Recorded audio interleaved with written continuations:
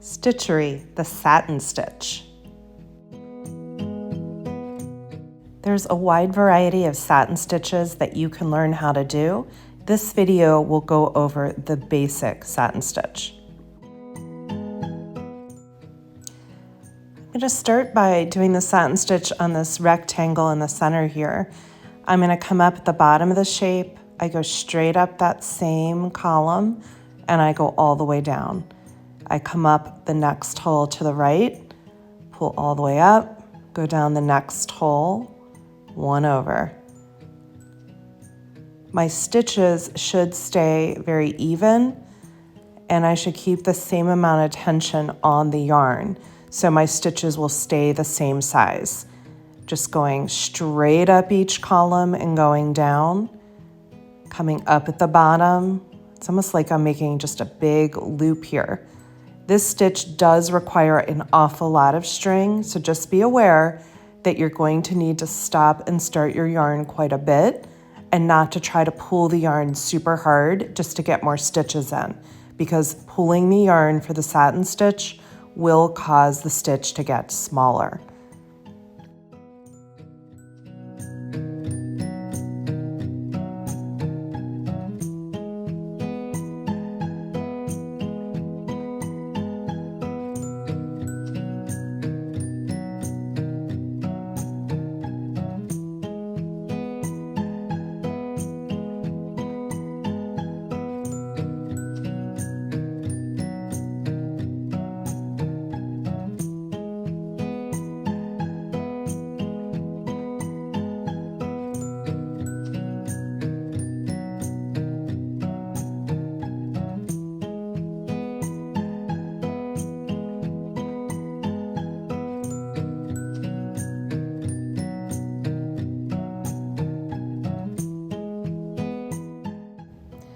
All right, this time I'm going to do the satin stitch, but just with one line.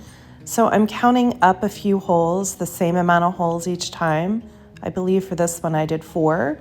And I'm starting at the beginning of the line, going down at the end of each column. And the reason I wanted to show it on a line was also to share with you that your satin stitch can change colors. You could create a pattern of sorts. So again, it's going to be a lot of stopping and starting that yarn.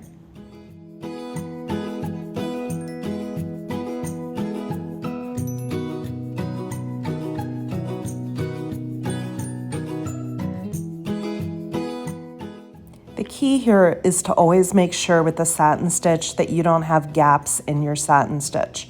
So making sure that you're always going down the hole right next to where you were to get that really smooth satiny stitch.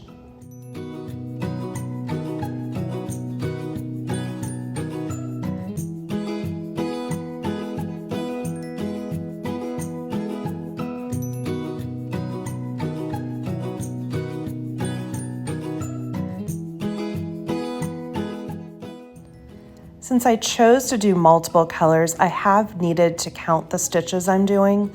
So for this, I did 6 purple, 6 orange, a bunch of green, and then I'm doing 6 orange again, and then 6 purple to finish it up.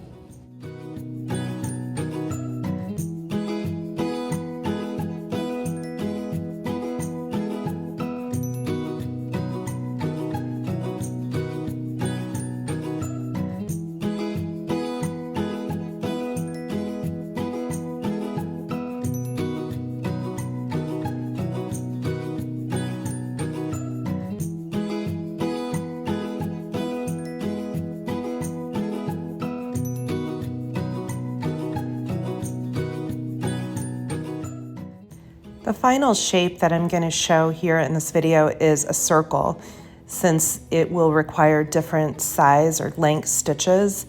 So to do a circle, I'm just starting at the bottom edge and going to the top edge.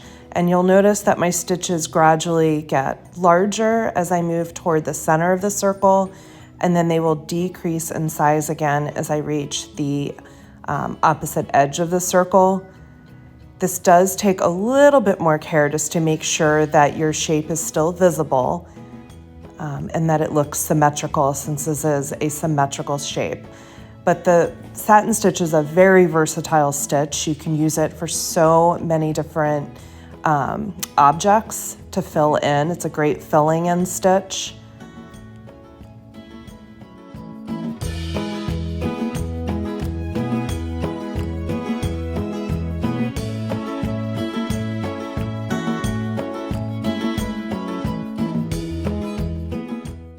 And there we have it. We have the circle, the line, and that rectangle, all with the beautiful satin stitch.